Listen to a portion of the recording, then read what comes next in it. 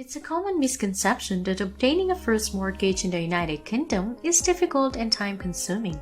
That is not the case. We will go over everything you need to know today in order to make your first mortgage purchase in the United Kingdom. Hello everyone, welcome to Wealthy Wisdom. In this video, we're going to talk about tips and tricks for first-time buyer mortgage UK 2022, all things you need to know. If you're new to this channel, do like and subscribe to the channel. In order to get your first mortgage, we must first strategize. The first thing we want is your money in order to begin the process of preparing you. We urgently want a deposit since we can no longer get a mortgage without deposit.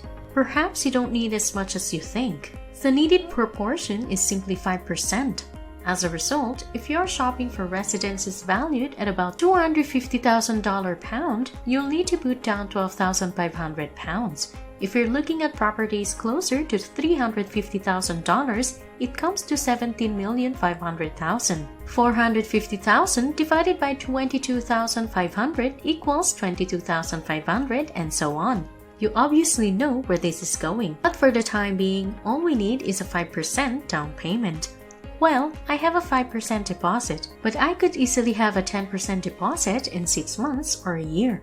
Is a popular query.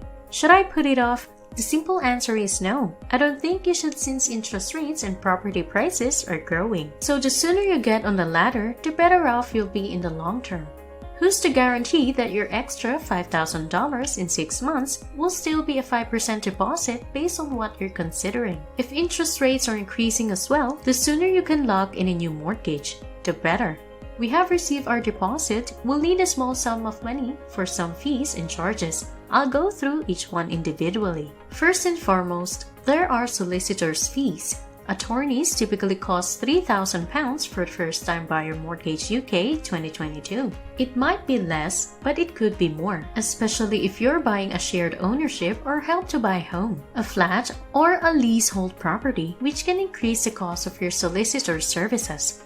Then, we may have to be ready for an arrangement charge. You may often add the charge from the mortgage lender onto the loan if there is one.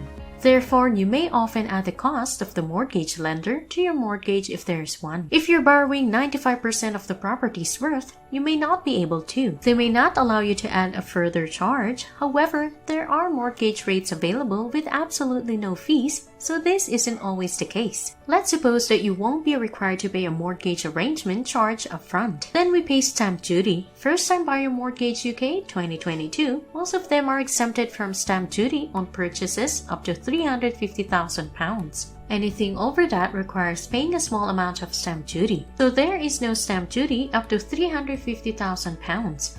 Although some mortgage brokers do not charge a fee, the vast majority do. Some more established call centers or online mortgage brokers may not charge fees. Typically, it costs £550. The majority of brokers will charge a similar fee.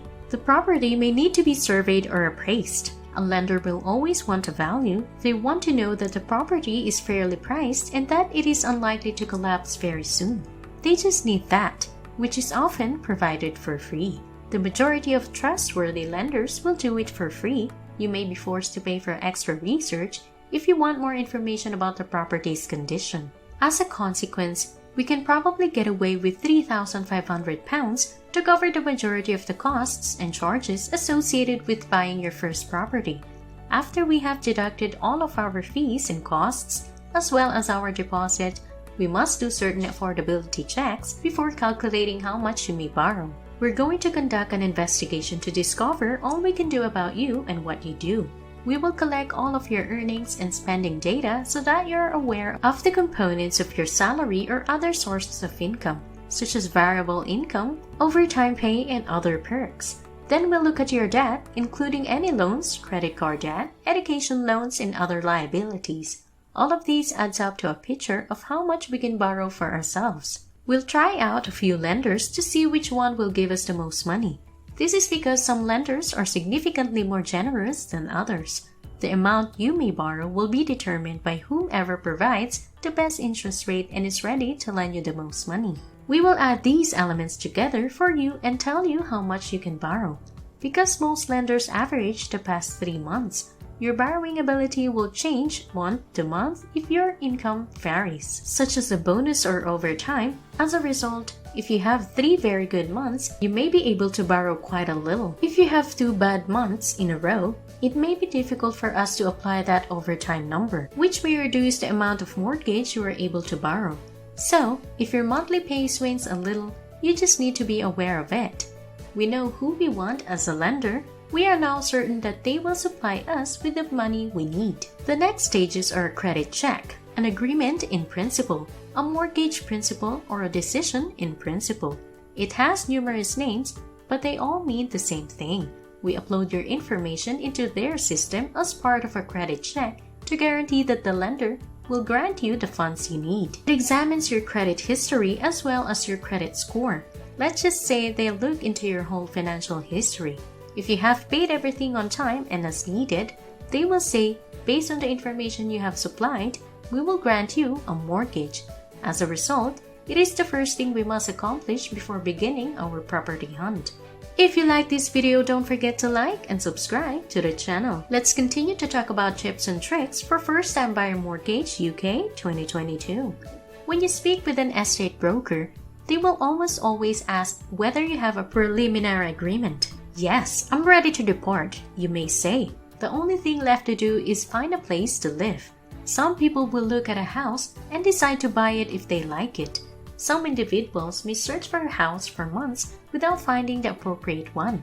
You should be somewhere in the midst of the two. The first one is not required to be bought, even if you don't think you'll appreciate it based on what you know. Going to see others is a smart idea. The online marketing, images, and other materials may be deceptive. Therefore, I recommend attending even if you're uncertain, since you never know if this is the one for you until you get there. In any event, it makes no difference how long it takes. Once you've decided on a house, we'll need to figure out how to get our offer accepted. When it is completed, there are a few things we need to do. At this stage, the real work starts. We intend to apply for a mortgage. We have a few requests for you. Pay stubs, bank statements in your name, and other papers are needed for us to furnish the mortgage lender with the necessary information. You must also consult with your lawyer, which includes paying them a few £100, typically $300 to get things started. We also subtract our broker fee at this point, so after we finish your mortgage application, you'll have a few £100 left over. The remainder will be recovered later. The mortgage application is delivered to the lawyers after your offer has been authorized.